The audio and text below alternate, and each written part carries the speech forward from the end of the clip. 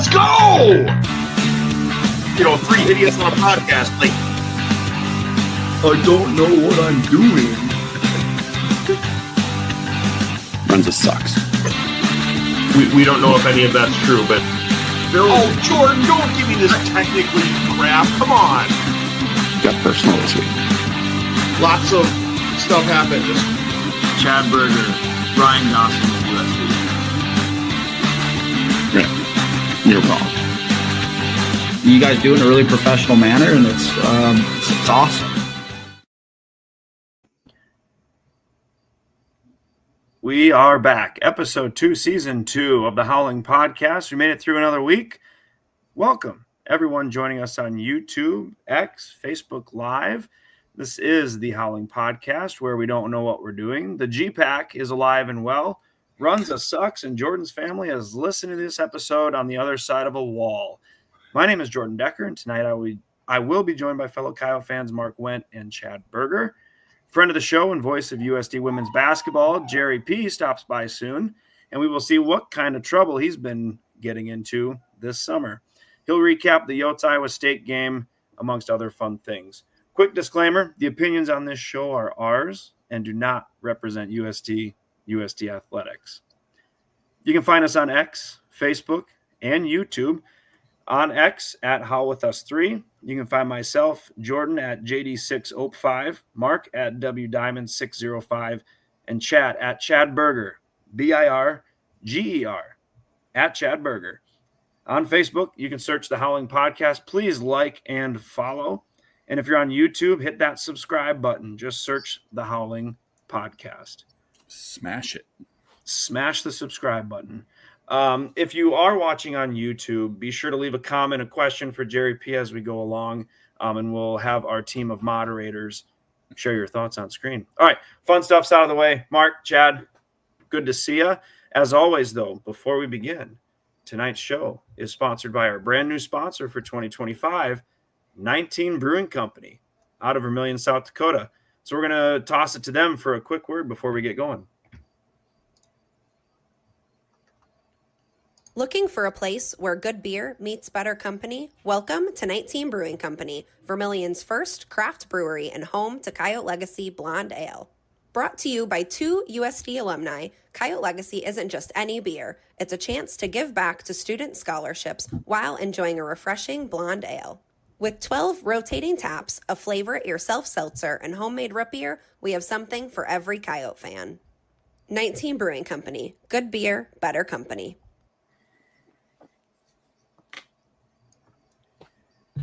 Oh, we love our friends at 19. I'm actually enjoying a legacy this evening. I know, Mark, you were last week. And this week. Yep. Good to see you guys. I would argue it's not good beer. It's great beer. But week 1. I've never been to 19 and found something that I didn't like. Yeah. All right, guys. Well, I'm a bit of a blonde guy. Loves blonde ale. That's kind of my go-to. Facts. Yeah. Well, should we get into it, guys? We got a lot to go over tonight. We got a guest here. Let's not make him wait. Yes, we do. Before we do that, Mark, take us through the results from this week. Soccer, 2-1-1 on the year. They went out to Eastern Washington, had a 1-1 draw. Eastern Washington picked second in the Big Sky. And then this afternoon, followed that up with a 1-0 win at Idaho. We'll get into the details of that later. Volleyball was out at Montana State. Finished the weekend 2-1. Dropped a tough one to Oregon 3-1. Beat Montana State in 5 and cruised past Prairie View A&M. Triathlon finished 4th out in, I believe it was Hot Springs, Southern Hill Collegiate Cup. Football, which we'll get into here with our guest here shortly, started out pretty promising and ended in not so promising. And golf is off and running.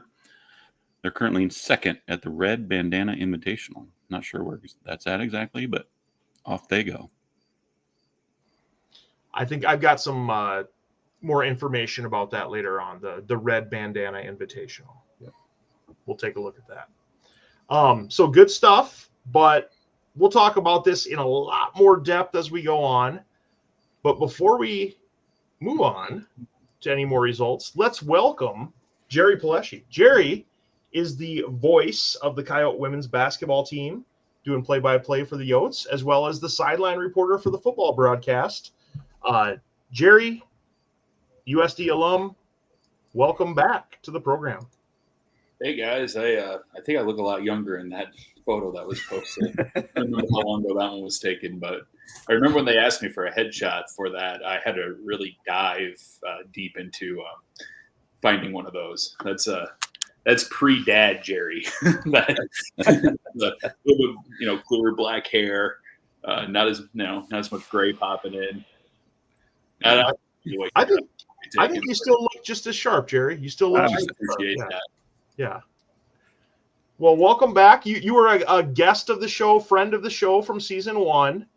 We had you on last season, and you had the summer to think it over, and you still decided to join us again this season. So welcome back. We're glad to have you back. I'm glad you guys get a Labor Day weekend guest that was available.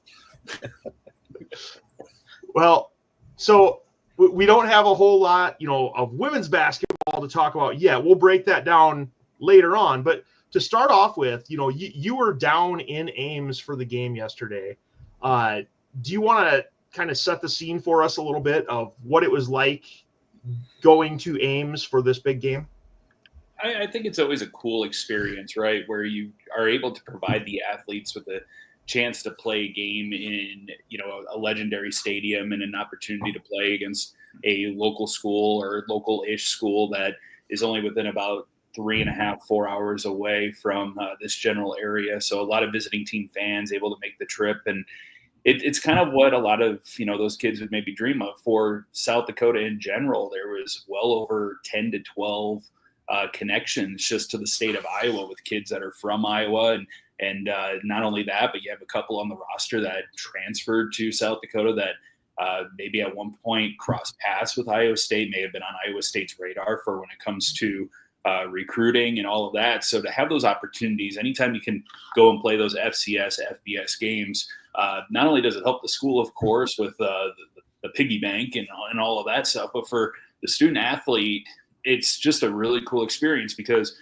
you don't always get that, right? So you have that opportunity to go. Now, sometimes it doesn't necessarily go the way that you hope that it would, and that's kind of what we experienced yesterday, and you kind of take your lump off of it. But a lot of building blocks that can take place off. But to have that opportunity almost yearly for this Coyote program, you go to Missouri a couple years ago, Wisconsin last year, Iowa State this year, Boise State next year.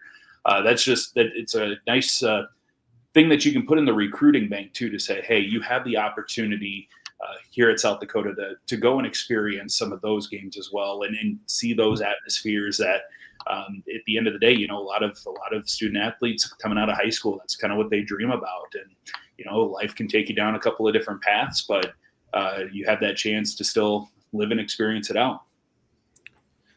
Jay, I wonder if you can just walk us through the first quarter and a half. Obviously, Iowa State hits the over the top there on their first play, and we respond with what I thought was a remarkable 11, 12 play drive to answer that back. And it just felt like we were in that game. Can you describe the mood on the sidelines and what you were seeing from where you were? Yeah, it just felt like you took a shot, took a little haymaker to the jaw there for a moment, maybe got knocked down right away, but then turned around and gave it one right back. And the life on the sideline was right there. Everybody kind of felt like it was, hey, just because you took that early blow doesn't mean that this is completely out of hand and that you're out of it. And it was just kind of fight. And you got to remember too, what was not expected going into that is that Tim White injured, so he didn't play in the game, and we didn't find out about that until shortly before kickoff.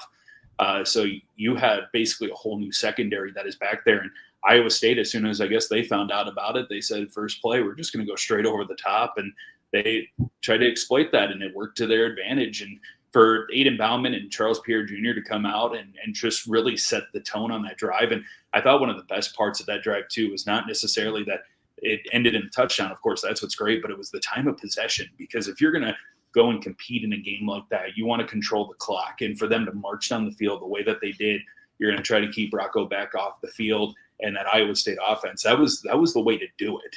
And so the first two drives back to back, it just felt like, hey, took a shot from them, we're going to give one right back. We got a new game on our hands. And unfortunately, it was kind of the little things after that just started to pile up on the Coyotes. And Jerry, obviously the biggest question, well, one of the biggest question marks for USD was the offensive line. And one could argue both lines, right? Where you were at, what did you see? And Coach Johansson talked about the depth on both sides of the ball, felt confident in the talent level there. What did you see where you were at? I thought the O-line and D-line played extremely well overall during the game, but what did you see and how they performed against Iowa State? I guess what's the best way for an offensive lineman to know that they did a pretty good job? It's afterwards where everybody's not really thinking about them, right? Yep. And I really felt that way because after the game concluded, I remember even sitting there and thinking, well, of course, one of the storylines coming into this game was the offensive line. And I don't know if there was really any time during that game where I stood there on the sideline and thinking, wow, they're getting pushed around or anything like that. So honestly, I thought the offensive line was excellent. I thought they played really well. And, of course, there was a little bit of pressure on Aiden here or there. He had a scramble outside the pocket once or twice and had a crossbody throw that didn't end too well either. But, a lot of that stuff I really didn't chalk up towards the offensive line and them just getting, bullied back. Defensive line, I think we'll maybe see a little bit more of that coming up here this week or the following weeks, just because you are going against, a pretty big offensive line for Iowa State that has some players on there that have been playing for a couple of years starting on that line. So I thought the penetration on the run defense, I thought was really good. There was a couple of plays where they just completely blew up anything that Iowa State was trying to get in terms of the run game. And really, it just felt like Rocco was not going to miss any passes for a while. I think he started 14 of 14 and then finally missed one. So the passing game in itself, you want that pass rush to be there a little bit more. But I thought the rush defense from the defensive line was really good, and I thought the offensive line was great. Jerry, you're down on the sideline during the game. What was the atmosphere like when Aiden threw the pick? The first one. Sorry, It felt kind of almost chance-ish, right? Because the way that it all kind of happened and played out, it was off a tip ball, and anytime things kind of get tipped up like that, you're kind of just shaking your head, going, "Okay, that could go one way or the other," and it just kind of went the wrong way. So it didn't really feel like there was like a tide shift or anything like that. Better yet, towards the end of that second quarter, you started looking at it and started putting the game kind of back into perspective, where on the drive in which it was, they could go down, potentially get a touchdown, maybe kill some of that clock, go into the locker room. If you can come back out in the third quarter, if you can get another touchdown, you're talking about a whole different game. So the vibe on the sideline all the way up, through halftime, I really thought even though the score was continuously getting a little bit further away from them, that they still felt like they had an opportunity. And I mean, honestly, once they didn't really cash in heading in towards the locker room, maybe that's when it kind of started. But I mean, you really didn't feel anything like that until we hit about the third quarter. And even then, the coaching staff is telling them, "Hey, we got to fight. We're going to fight." And the players were there and they were responding. It's just some of the small things. Again, I think that's what a lot of this game came down to. It's just the tiny details. And Coach Johansson even as much said that to me in the post-game show, where he just said, we found a way to beat ourselves in every form of facet of the game. And that's stuff that we can correct.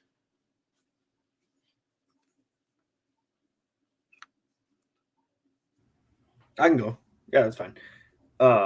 Jerry, compared to last year, before Wisconsin, we had a nice tune-up game against Northern State. From what you saw, and I know this question can be whatever, but like, would a tune-up game maybe helped? Were there a lot of first-game jitters that you were seeing with the guys? Maybe some uncharacteristic things that those guys were doing that we know that they're better than that, and it would have been nice to have maybe a game before that? I think so. I think if you could draw it up that way, that would always be kind of nice to have something situated before you go and you play against a big FBS school like that. But that's not the way that the scheduling always works out either. So it's always one of those, it's a 50-50 thing, right? Because coming into the game against Iowa State, we were talking about a team coming back from Dublin, Ireland, playing a conference game against a top 25 opponent in Kansas State. and how are they going to react off of that, and having a game that's sandwiched in between that game in Dublin and then playing against an in-state rival the following week, and you're playing against the top FCS program. It just felt like there was a lot of opportunity in which that discussion was there of, hey, could the Yotes come out and pull, the upset on paper against the FBS program? And that was a big talking point. So I think if you looked at it from multiple perspectives, of course, would have been nice to have a game before that one. I think anybody would say, yeah, I think it would be nice to have a tune-up game, but you kind of take it as it comes that way too, because going into it, you had a couple of things that could have potentially gone the other way too.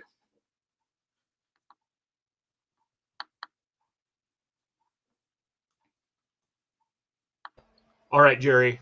You mentioned earlier the Yotes the last couple seasons have played some road games, some pretty impressive places. Missouri. I know your equipment kind of was flaking out down in Missouri, so that was kind of painful for you. And then Wisconsin last year, and then Iowa State this year. Give us your overall impression of the atmosphere at Iowa State, and how it compares to those other big time programs that the Yotes have played at the last couple of years. Well, I can tell you, anytime that we go to one of those big places, John Thayer is always like, you just never know sometimes with these stadiums when it comes to like the sideline equipment, because frequencies kind of can get mixed a little bit, or you're trying to find one. And that's kind of what happened to us in Missouri, down in Missouri was just kind of got all jumbled up, and we thought we were on the right frequency and we weren't on the right frequency. And then just weird things happen sometimes where you're connected and good. And then all of a sudden let's go to Jerry for the coin toss, and like everything gets jumbled up somehow. So when we go to these big stadiums on the radio side, it does get a little bit, just a little bit crazy.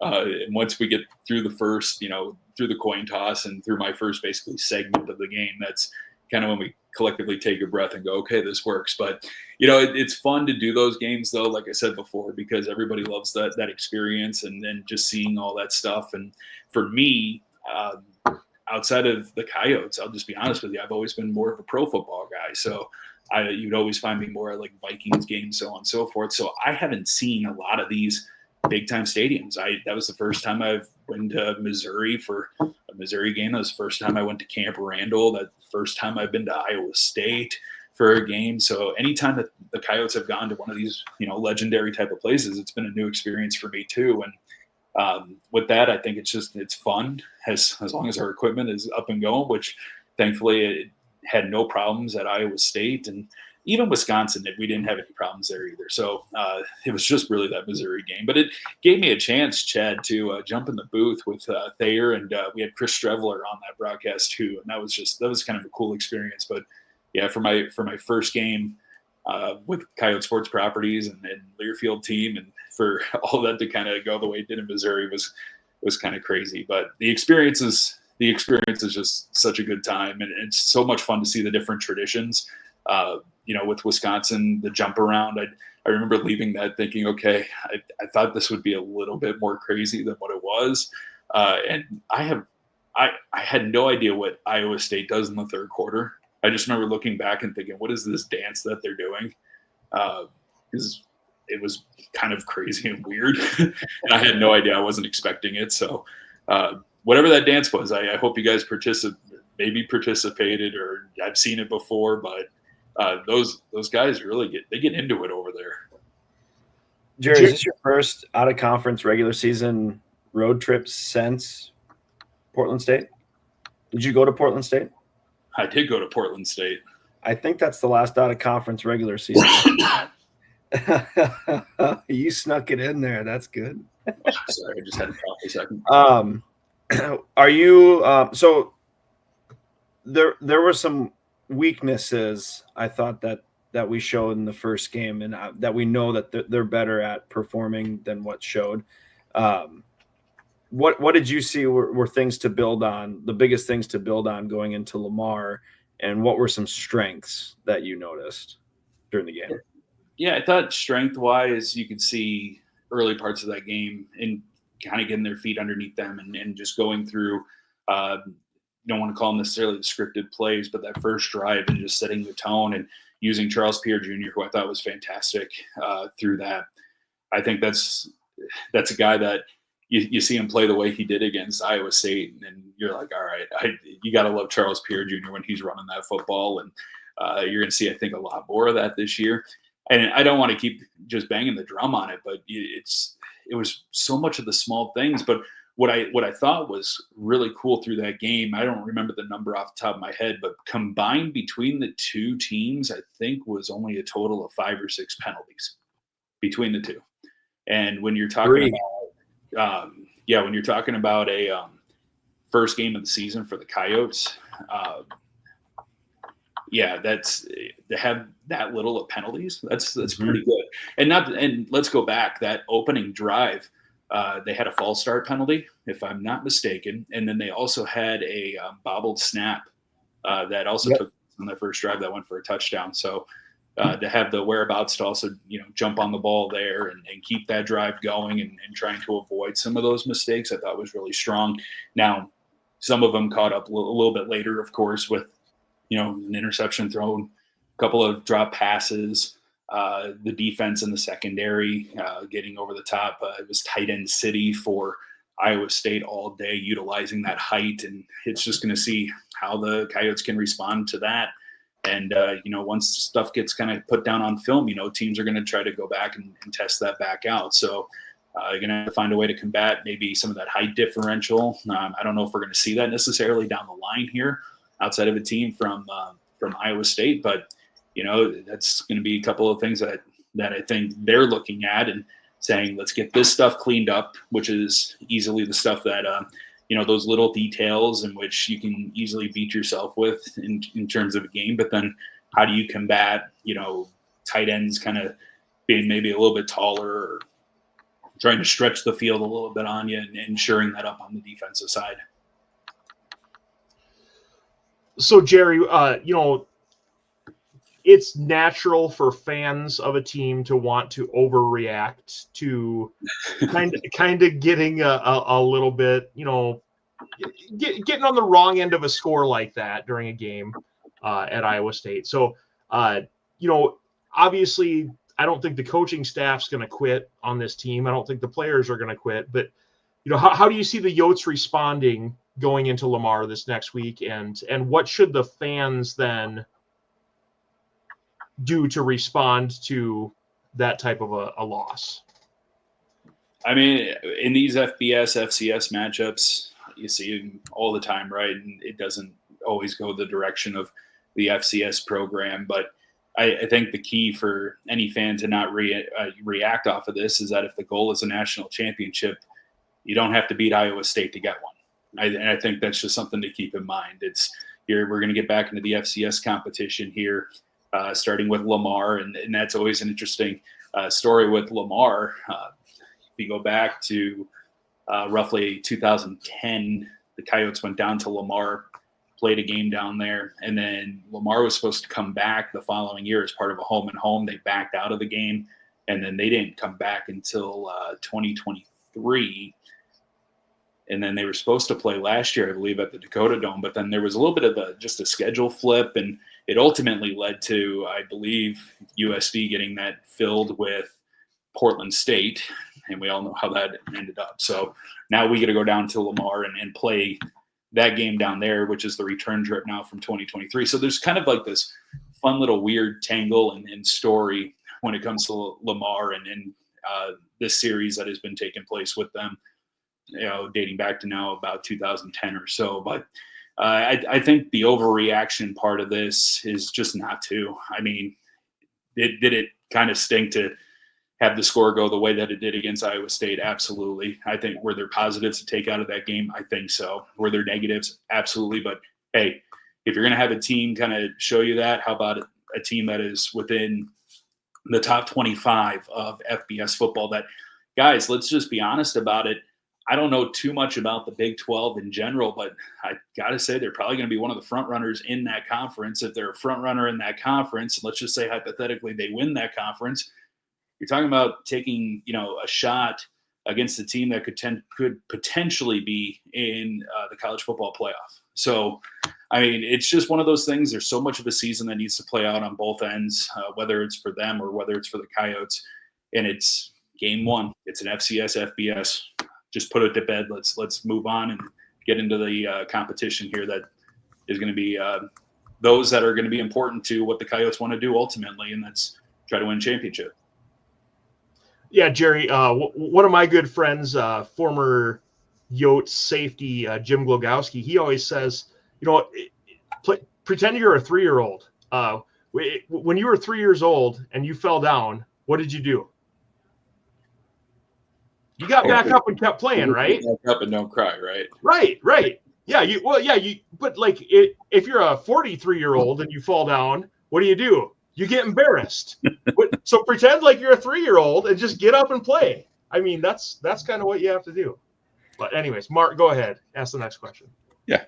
Jerry, so there was some chatter on the Twitter machine here this afternoon. I'm curious what you experienced down in the sideline where even Iowa State fans were complaining about the audio being excessively loud. Did you experience any of that down on the field at all? I mean, I thought it was loud, but you got to remember, I'm wearing a headset too.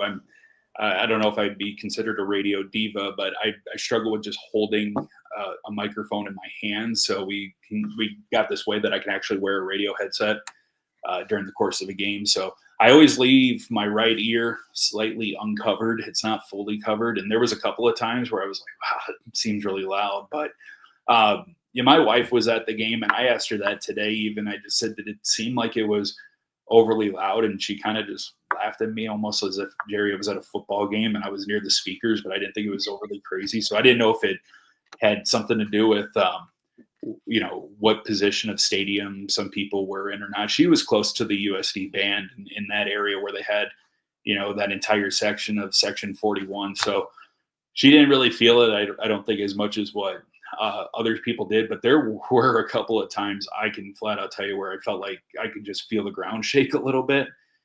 There was a couple of times during the course of a game. It's not going to change any form of the result, but I know there was one play in particular that took place where the music was still going, and I thought they had to have that stopped at some point, but they just kind of let it go. I don't know what the rules specifically are on that either, but like I said, it wasn't going to change the outcome or anything like that. But I think they were testing out some new things at Iowa State in general. But for me, it didn't seem like it was overly different in that way. Gotcha. Well, and Jared, going back to the previous question too, a lot of new pieces for USD, right? Like it's the first chance on field in competitive action for those guys to go up against one of the top teams at the FBS level or 1A level. I don't know if FBS is even a thing. Like, should that be it should be 1A, 1AA if we bring that back? But my last question to you is, turning the page now, Lamar. They got smoked. I think it was 51 or 52-0. But this is now an opportunity for USD to fix some things and go down to Texas. So are you going? What are you really looking forward to the Yotes doing better against Lamar going into week 2? Yeah, I will be on the trip, of course, down to Beaumont, Texas. And I was kind of thinking about this a little bit today. Usually your response off of this would kind of feel like, oh, it'd be nice to kind of get back home, right, and have that home game right away. In a way, I almost feel like it can be a big positive for the Yotes to have to go and immediately take a road trip after that trip to Iowa State to get things kind of underway, because it gives you that opportunity to reset yourself on the road right away and just in a whole different direction.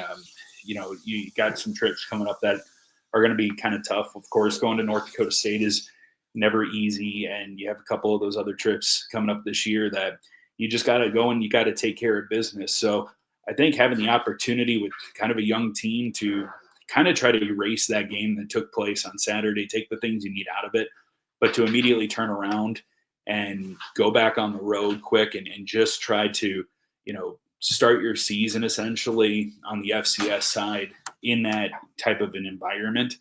And I think that's a pretty good shakeout here for the Yotes, because I think when you're first starting to look at the schedule, see back-to-back road games, it's never easy, but there's a couple of times where they're going to have to do that. So I think it provides a decent opportunity for some of the young guys on there to say, hey, we're getting right back on the road, and it's a business trip, and let's go take care of that business.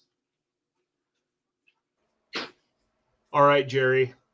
Well, I want to ask, or we want to ask some questions about women's basketball, but I don't even think they've had a practice yet, so I'm not going to get too much into that. We'll have to have you on maybe in December, January. We can talk a little bit more about women's basketball.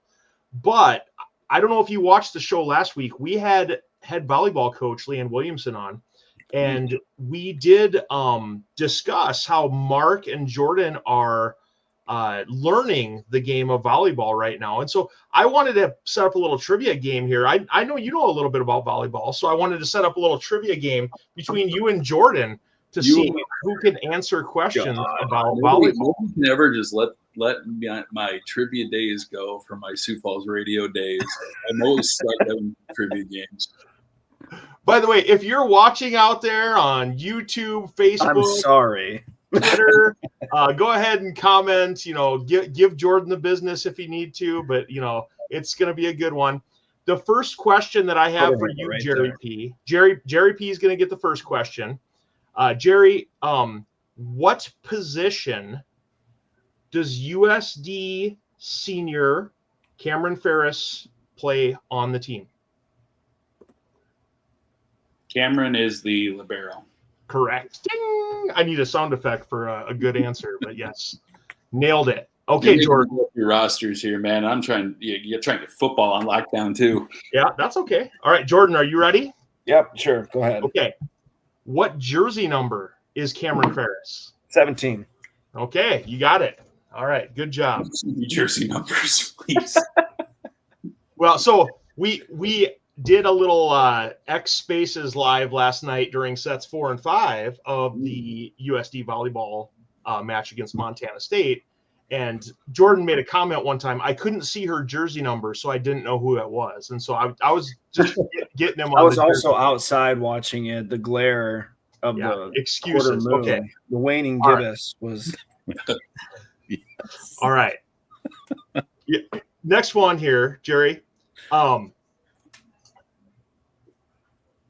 Avery Van Hook for the Coyotes plays which position? She's setter. She is the setter. That is correct. She is the setter. All right. Jordan. Yeah. Okay. Yeah. How many square feet are there on each side of a standard volleyball court? 980. Would be incorrect. There are right over 870. If you would have said 900, I would have allowed that. But you were over by 80 square feet. So, all right. So it's all coming down to this one, Jerry. If you get this one, you win. We need to know, what is the line that separates the front row from the back row on each side of the volleyball court called? I believe that would be the 10-foot line. Oh, excellent. My wife was a volleyball coach, by the way. I don't know. Good night, everyone. Oh, you brought up the square feet. You want kind of some insider fun when it comes to that? Yeah, go ahead. So my full-time job away from doing the USD stuff is I work for the Sioux Falls Sports Authority, and we're the Sports Commission of Sioux Falls, helping bring in different, whether it's NCAA events, so on and so forth. And one of the events that we have coming up in March is the NCAA Division II Wrestling Championships that is taking place. We're going to host it at the Denny Sanford Premier Center in Sioux Falls, which is going to be really cool. And hopefully we have a lot of local ties that are there. But you bring up the square footage, and they just had a walkthrough. We did a walkthrough with our NCAA reps and committee reps. And one of the things that we have to track down is black carpet for the entire floor of the Premier Center. And because part of the NCAA championships, they do it for Division I, they do it for Division II. It looks really slick. Is they want the floor carpeted, and it helps keep, dirt and everything else, shoes clean to get on the mat. So you have black carpet all the way down the what will be the Premier Center floor, and then all the mats on top of the black carpet. It looks really cool. But if I don't even remember what the square footage we need to find for carpet is. It's pretty insane. So I'm trying to track down a bunch of black carpet for the Premier Center for our D2 Wrestling Championship. And you bringing up the square footage made me remember that I have to do that yet. So if anyone out there is in carpet sales, wants to help out Jerry, give him a little discount, little USD discount, go ahead and do that. Just slide into the DMs, I'm assuming, Jerry. Contact the Sioux Falls Sports Authority. Yep. Yeah, anybody, you can find my information, I think pretty easily. You can get me on Twitter, or you can give us a call at the Sioux Falls Sports Authority office. That just comes directly to me. But yeah, I thought that was, you bring up the square footage, and my mind immediately was like, oh yeah, I got to do that for D2 Wrestling. We got to find a whole bunch of carpet. You're welcome. Yeah. Well, it's funny because I always bring it up at when we're attending volleyball matches. Whenever someone serves long or serves it into the net, what do I always say, Mark? There's a lot of square footage over there. Just got to hit one. Yep. 900 square feet. You just got to hit one of them.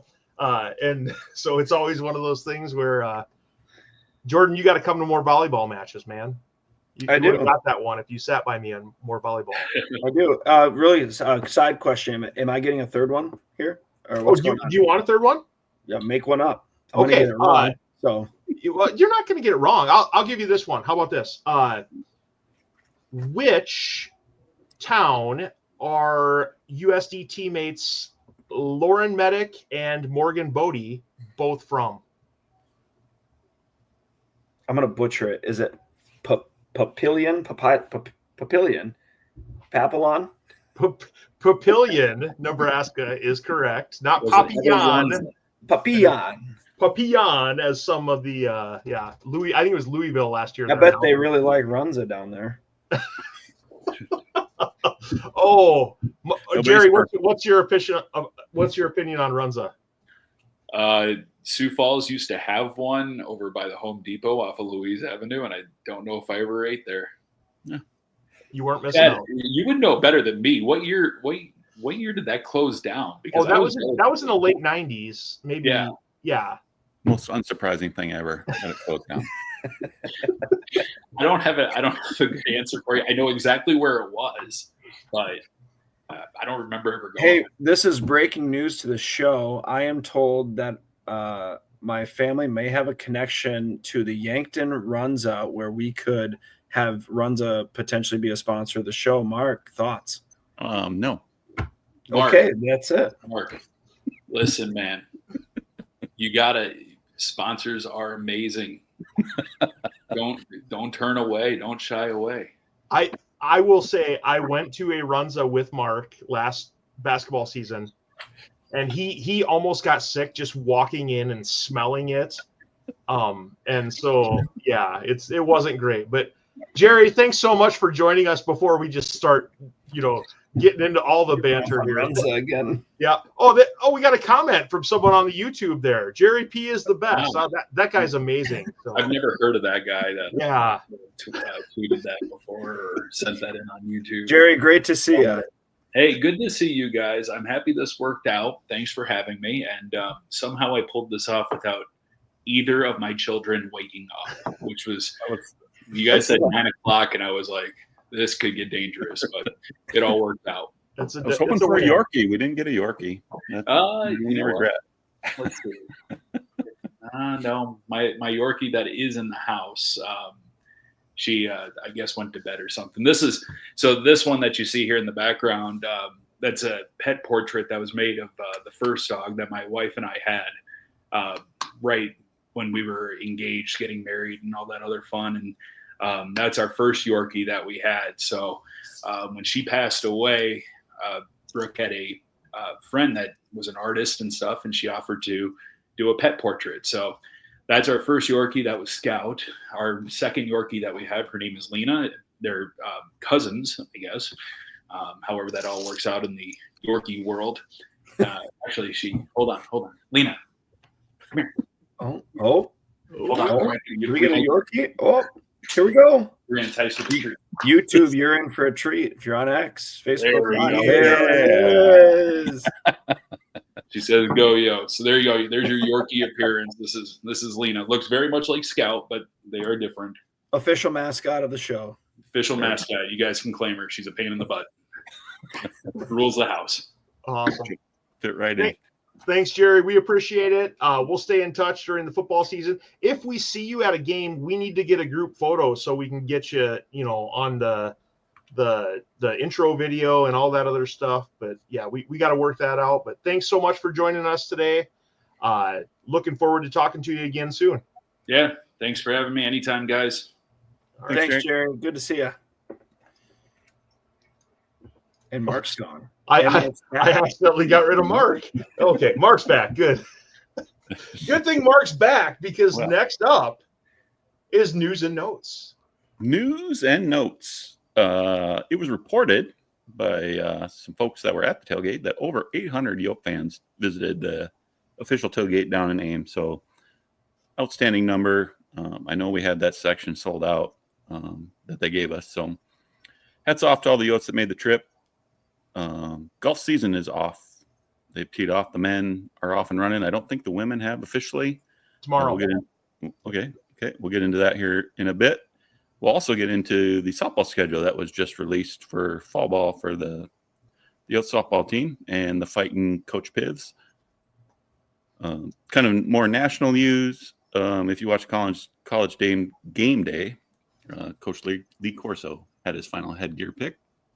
Picked Ohio State over Texas and was correct. And I just seen before we started the show that he's going to end up being 6 for 6 on his picks last week of his storied run at College Game Day. So shout out to Coach Corso. And Chad would like to know, very happy to hear that tennis is back. They had their first practice today. And in one of the more quiet coaches changes, unless I'm not following the right people, new tennis coach, Pasha Zinchenko, has taken over for Coach Barnett, who moved on to Marquette. So best of luck to Coach Barnett. I know he was almost a friend of the show officially here a couple times, but great supporter of us and the Yotes. And so we wish him the best over at Marquette. So Coach Zinchenko, watch the DMs, watch the email. We're coming for you. You're going to be a friend of the show too. Exactly. All right. That's news and notes. I did have one small trivia question off that. You mentioned Lee Corso, College Game Day. Do you know who the original host of College Game Day was? Mr. Brando. Tim Brando, who actually happened to call the Yotes game yesterday. So small world. Interesting. Yeah, small world how this all kind of comes back. So, Mark, you had mentioned softball. Softball typically is a spring sport. Correct. They do play like an off season. I don't know. Off season, is that what we're going to call it? I think they just call it fall ball, but fall ball schedule. And so the fall ball schedule was released, and we're going to go through that right now. You can see the graphic on the screen if you're watching on Facebook, X, or YouTube. And if you're watching, go ahead and chime in with some of these. You can see the dates here, and then you can see logos of the opponents. We're wondering, does anyone know the opponent that we play on September 6th based on that logo there? I'll make it a little bit bigger here. Can anyone name that logo? Oops. Helps if I go to the right screen. Corey Westra, if you're watching, maybe you can get it. Friend of the show, maybe. Part of the G-Pack. Part of the G-Pack, which is still alive and kicking. It's alive and well. It feels like more than a week ago when that happened, but that's okay. It is Midland University. Midland, of course. Yes. The Warriors of Midland. Augustana on the 9th, and then at Wayne State, which is just a little jaunt down the highway there in Nebraska. Probably don't stop and get some Runza there. And then the 17th, at a little home and home, the 17th and the 26th with Mount Marty. And then on the 27th, we got some Eagle athletics there. What's that, Mark? That is Kirkwood Community College out of Cedar. I always get Cedar Falls and Cedar Rapids confused, over in Iowa. One of those. So the Eagles will be making a trip to Vermilion. And then the Red Raiders from Northwestern are coming over from Orange City in October. And finally, wrapping up with the Yellow Jackets of Black Hills State. So pretty exciting schedule here. These ones, the scores usually don't get posted. So we're going to try to keep track of them unofficially, kind of like we did for spring volleyball. Exactly. Yep. And so we're going to see if we can, keep track of those. If you go to any of these, give us the score. We'll try to make it to as many as we can, but get us the score if you can see any of those softball games. Very excited for that. A lot of home games, so opportunities to let us know what's happening if we don't make it. All right. Well, let's recap some other stuff that happened here this week. Start off, obviously, we talked with Jerry P., but football, the Mark meme is back. Not too thrilled about the 55-7 loss to Iowa State. We talked earlier, Yotes, first play of the game, gave up a big touchdown, drove the ball down, scored a touchdown on the second drive. Really nice drive. Jerry P. talked about that earlier. Iowa State responded, another touchdown. Yotes drove the ball back down the field again. We thought we're going to have a just back and forth, neck and neck ball game. And then unfortunately that second drive ended with a tipped ball that was intercepted. And that really kind of hurt some of the momentum for the Yotes. And from there were just some big plays from Iowa State. Mark, what were some of the big plays there? Yeah, the punt return.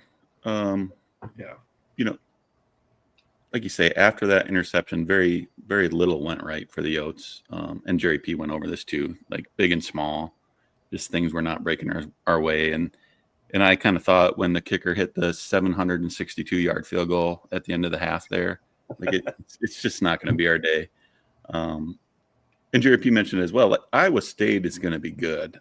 Like obviously there's a lot of football to be played left. But I just think at the end of the year, we're going to be okay with losing that game. The thing that I'm kind of disappointed about, on Saturday morning, I went into town to get some supplies for the little get together we had in Burbank, and in the buzz in the town where you just ran into people and were asking you, are you going to watch the game? Where are you watching the game? Go Yotes kind of stuff. So there was definitely a buzz in Vermilion on Saturday morning. If you told me we're going to lose, I'm fine with that. Obviously they're a Power 5 school, well-funded, well-coached. I think just the number was a little disappointing. So, Mark, do you want to talk about your watch party? We had a decent watch party. Wouldn't you agree? Chad and Michael Schumacher from ESPN over in Yankton stopped by. I made it. That's awesome. Yeah. It was a great watch party. I mean, the food was fantastic. Mark did a great job, except for I left some beef jerky a whole bag of beef jerky at his house the previous week, and he ate it all before I could come back. But we had some dip, we had some brats, we had some beverages. I mean, it was a good party. The setup is fantastic in the garage in Burbank there. Just the score didn't end up the way that we would have hoped to have seen. We'll run it back next week, see what's up. Yeah. A couple stats here from that game. Total yards, USD finished with 209 versus Iowa State's 529. Rushing yards, 83 for the Yotes. It seemed like after those first two drives, we were almost there. So I think just getting behind, having that big of a deficit really impacted the play calling later on in the game. Penalty yards, you can say the refs hated us, blah, blah, blah, but, it was relatively even as far as yards went, 36 against us and 30 against the Cyclones. First downs, big measure there, 11 for the Yotes and 28 for Iowa State. I don't want to look at this stuff anymore, so I'm going to flip to the next slide. And here's some individual stats. Aiden Bauman finished 15 for 29. 1 touchdown, 2 interceptions. Charles Pierre Jr., 13 carries for 51 yards, 4 receptions for 31 yards. Lorenzo Fenner is the trivia answer who scored the first touchdown for the Yotes in the 2025 season. It's going to be a national championship season, so that will be the trivia answer for that one. Duan Lewis had 9 tackles, 5 solo. RJ Stewart, 9 tackles, 5 solo. Just, lots of tackles out there, Nate Ewell. 8 of them, 3 solo. And then the punting game was pretty good, not going to lie. Tyler Ebel, 5 punts, 50-yard average. I don't know if you guys are good at math, but that's pretty good. That's a boom. I just wish we would have saw. Even just watching the game, did he get enough hang time, or was the punt team not quick enough to get downfield? There was some jersey tugging going on with the gunners. I thought so too on a couple of them for sure. Yeah. I don't want to sit and blame the refs for anything. No, it's their first game too, but there was definitely, like, on the touchdown, it was like, that looked like holding, but it is what it is. I mean, it's not going to change. Yeah, it wasn't a touchdown either. He stepped out of bounds at the 33, right? But, yeah, that's right. Yeah. So, anyways, that's about football. We're on to Lamar, right? On to Texas. Here we go. Yeehaw. Yeah. So we're on to Lamar. What do the Yotes need to do to win that one? Well, obviously, score more points than Lamar, but I think regrouping over the next week has got to be a big thing. You cannot get down. You got to be a 3-year-old, like I said earlier. You got to get back up, and you got to build on the things you did well, learn from the things you didn't do well, and shore up some of those things that need to be fixed. And I'm excited to see the Yotes play this weekend. Yeah, no, stay healthy. Did we hear anything about Wade Abrams? Is he okay? I know he went down. No idea. This would have been a good question to ask when we had the sideline reporter on that was at the game a few minutes ago. Jordan? Good segue. Let's bring back Jerry P. Welcome back to the show. But yeah, we're excited to see the game at Lamar this weekend. Let's go ahead and move on to volleyball. Last week we had a very volleyball heavy show. Coach Leanne Williamson was here. She was excited for the season. Yotes started out the season Thursday night against Oregon. The Ducks out at Bozeman, Montana at the Montana State Classic, and the Ducks were able to come away with the 3-1 victory. You can see Oregon won the first set 25-21. The Yotes came back and won the second set 25-24, but then Oregon got the third set 25-23 and then walked away with the fourth set 25-17. Mark, you were able to kind of follow along with this one. Tell us a little bit of what happened there. Yeah, as far as following along, I think we'll hear later in the show what we kind of thought about that. So I was just basically watching stats. The third set was the one, I think, if we had Leanne back, Coach Williamson, she would tell us that they would really like that one back. They had a big lead there late. I want to say we were up 23-16, 23-17, somewhere in that neighborhood, and couldn't get the last 2 points. So and there's a little bit of that in the first set as well. We jumped out to a decent lead, but I think overall the Yotes would like that one back. Oregon, obviously a Power 5 school, a lot of talent. They had a lot of transfers come in, and we'll see in the stats here later. They really took Lauren Medic away, but there were certainly opportunities to beat Oregon, and I think, like I say, if we had one of the players or coaches on, they would say, let's run that one back and we'll take our chances. So I think this is where Oregon's receiving votes, and coach said last week, I don't think we're as experienced as you think. So I think if we had another year under a lot of the young ladies, right, it would help out in a situation like that. We're going to jump into the stats next. You can see here, Amanda Lotion had 12 kills against Oregon. Pretty good there. The percentage, we broke down the percentages last year, but essentially it's how many good attacks do you have versus how many bad attacks do you have type of thing. So the higher the number here in the percentage column, the better. So 391 is good there. Morgan Bodie, the other middle. So the middles did really well here. She was hitting 357. Ava Ball, the freshman, hit 313. But Lauren Medic, just like you said, they kind of took her out of it. And she's usually the consistent, high-performing outside hitter for the Yotes. Yep. 28, was that 28 errors? We'll see as we go through these stats how that number goes down and the results follow. So yeah. So then on Saturday night, the Yotes played the host school, Montana State. Jordan, best beard in Division I volleyball? Got to be Montana State's head coach. Absolutely. So we No played question. against them. Yep. And this one was interesting. Yotes were up in the first set, Mark. again, yep. Kind of let it slip away at the end there. Lost the first set 26-24. Second set, no question. Yotes take it 25-13. Third set, no question. Yotes take it 25-18.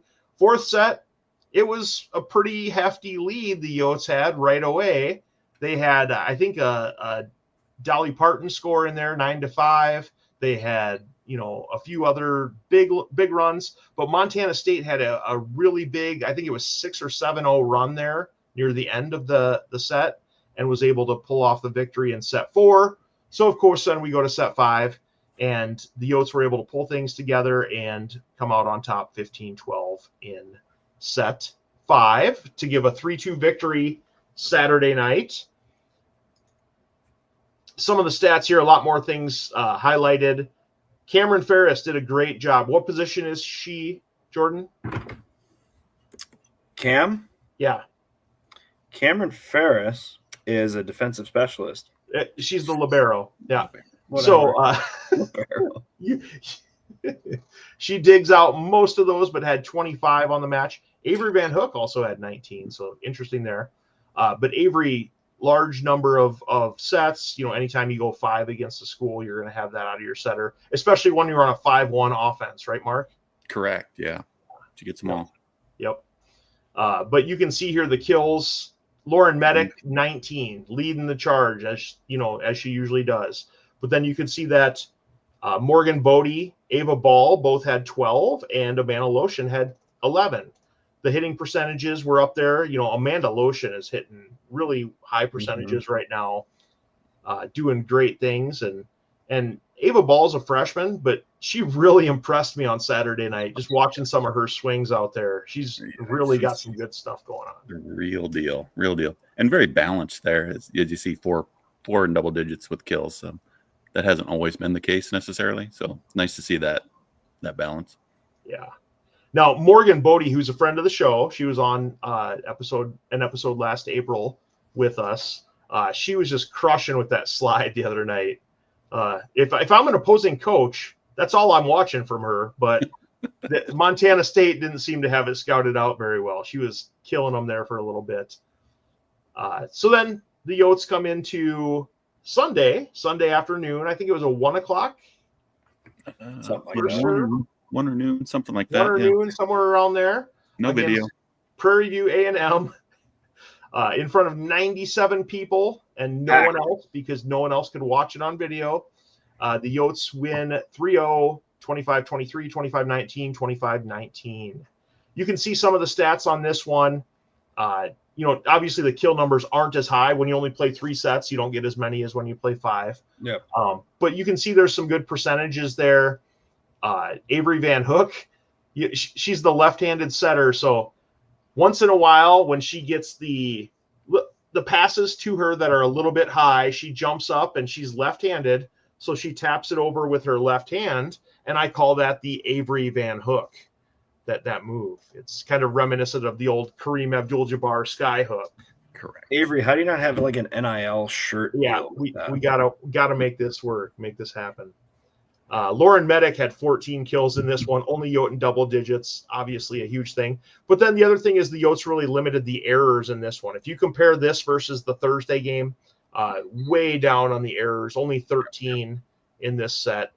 What's an error? An error is when someone maybe hits it into the net, or they hit it out of bounds without, a defender touching it, those type of things. Those are errors that could happen during the game. So way down here, very impressive showing by the Yotes. Yotes are 2-1 on the season. Good showing for the tournament. We'll Or take invitational. it. We'll take Yeah. it. Yep. Next up, soccer.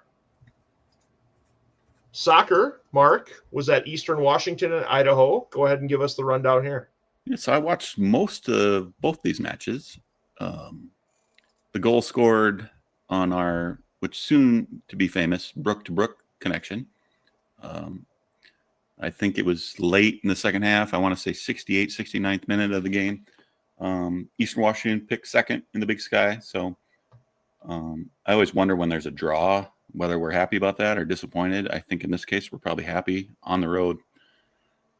Obviously a team that's picked pretty high in their conference. So I think we take that.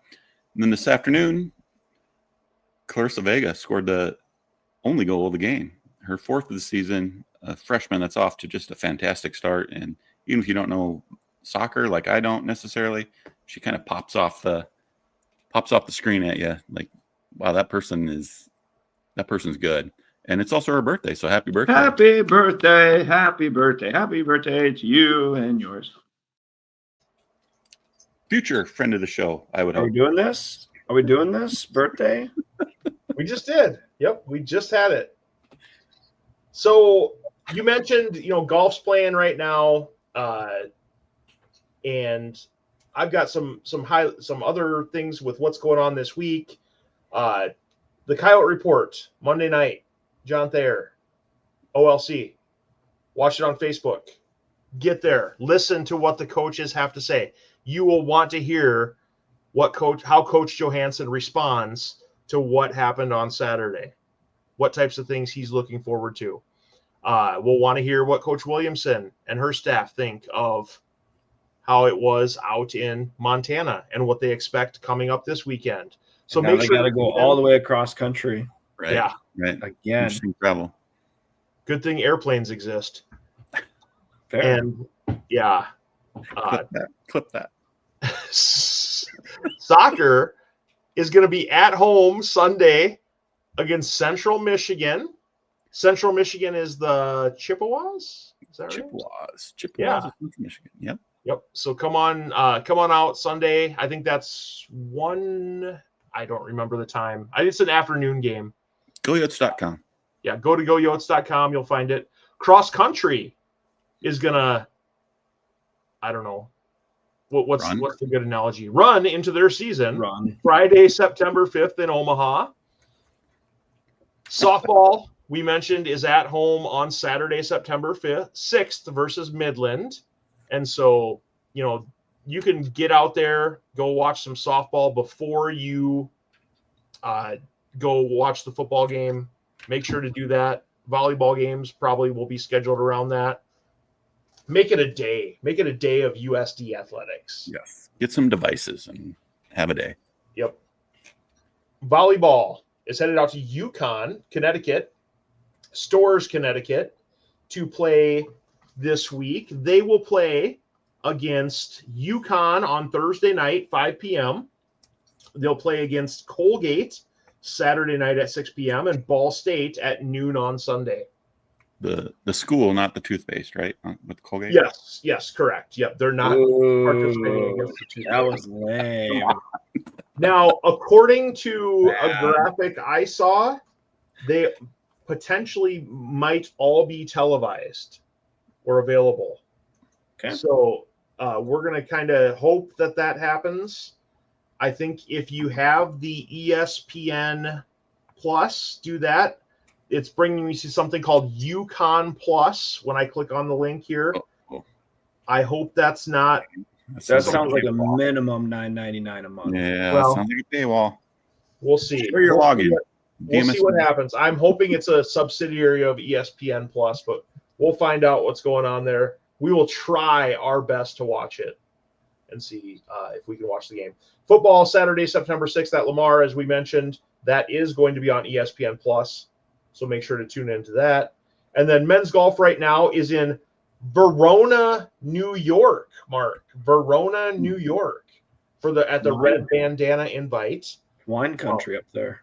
I did talk to Joe Rollwing the other day. He was pretty excited and optimistic for the season. I don't know if you remember Joe from last year, but we didn't have him on the show, but we might be able to this year. We'll see. But Joe's very optimistic for what's ahead. I have not seen any results from today.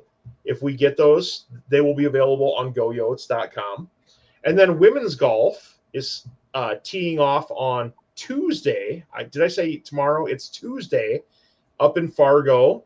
Probably the time of year you want to be playing in Fargo. You don't want to be playing up there in October or later. Not much later. Yep. And then they head out at the end of the week.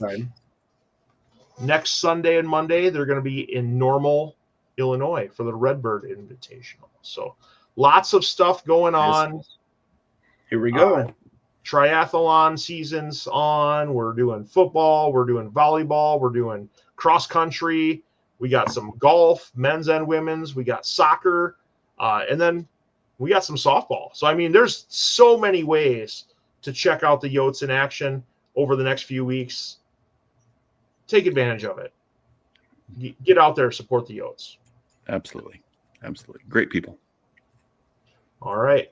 Anything else you guys have? Well, let's do it. And now,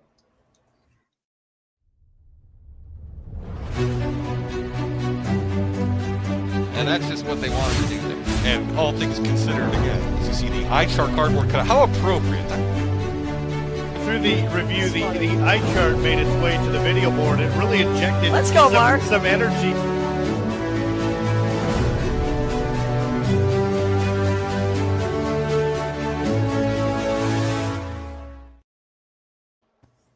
Mark Wendt, famous for holding up that iChart at basketball games when officials make questionable calls, soon to be holding it up at volleyball matches when Coach Williamson gives him a cue. We are going to go ahead and give our moments, iChart in life, which we think over the past week has been the most egregious acts that need to be reconsidered.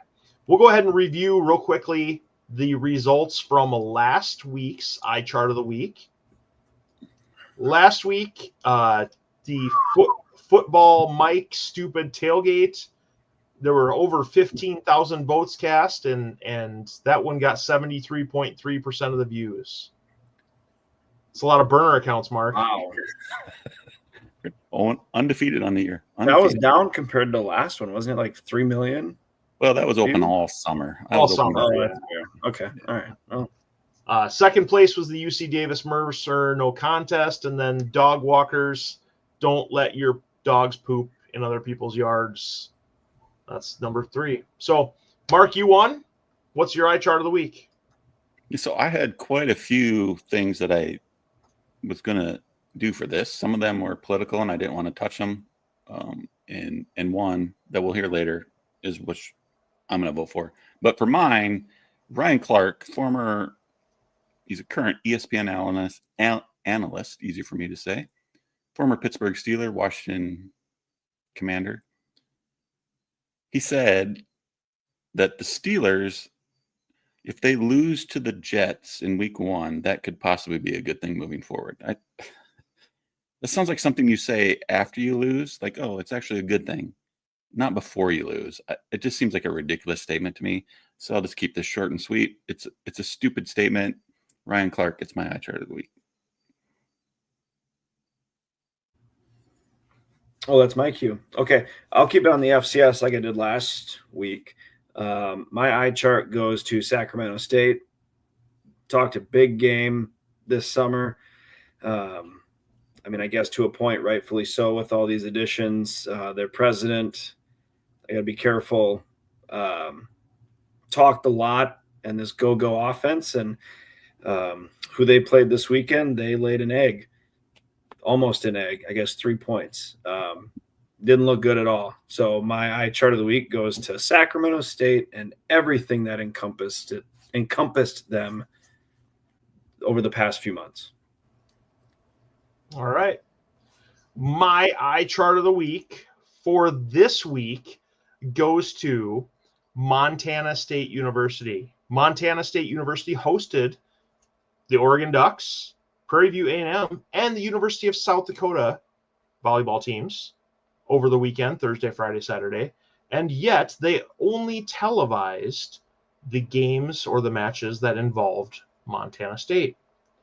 How, in the year 2025, are we not televising Division I volleyball matches that are taking place at that institution? Almost every single high school I know just puts a camera up. They can even have announcers if they want. If you don't want to have announcers, don't have announcers.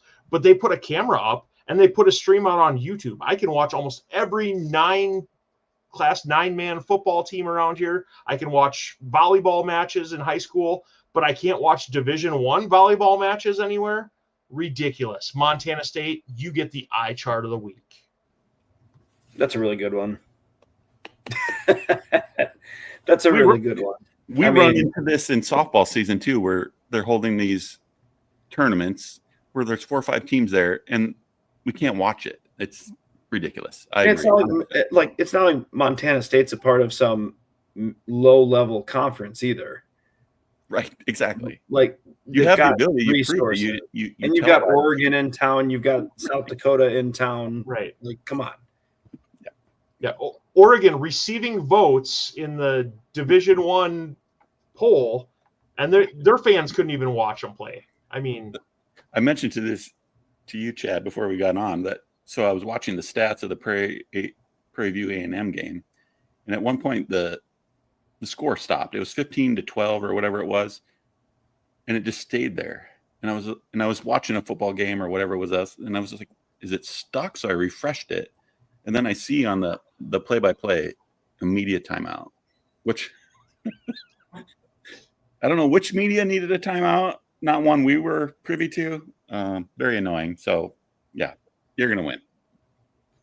You got my vote. All right. Well, our tagline, we're mic'd up, nerded out, and ready for chaos. Hopefully you enjoyed tonight's show. We're going to keep trying to do better every single week, but we did want to mention, make sure to get out and support our sponsor. Special thanks to our sponsor, 19 Brewing Company, Main Street, Vermilion. Go on in there. Mark and I went in a few weeks ago here. It was a little over a week ago. So many beers on tap, the root beer, food selection. Get in there. Just give them your money. They've got good stuff.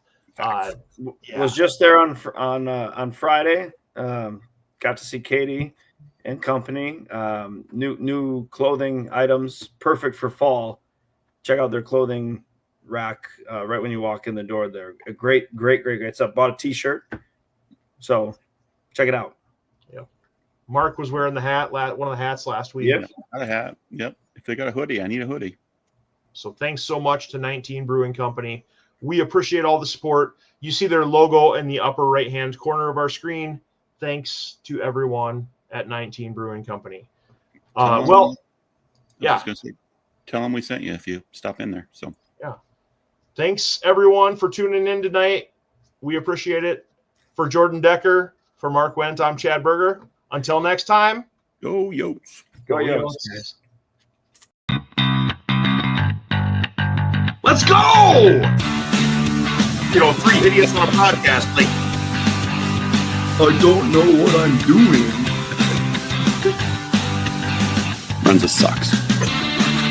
We don't know if any of that's true, but Jordan, don't give me this technically crap. Come on. Got personal this week. Lots of stuff happened. Chad Berger, Brian Dawson of USC. Yeah, you're wrong. You guys do it in a really professional manner, and it's awesome.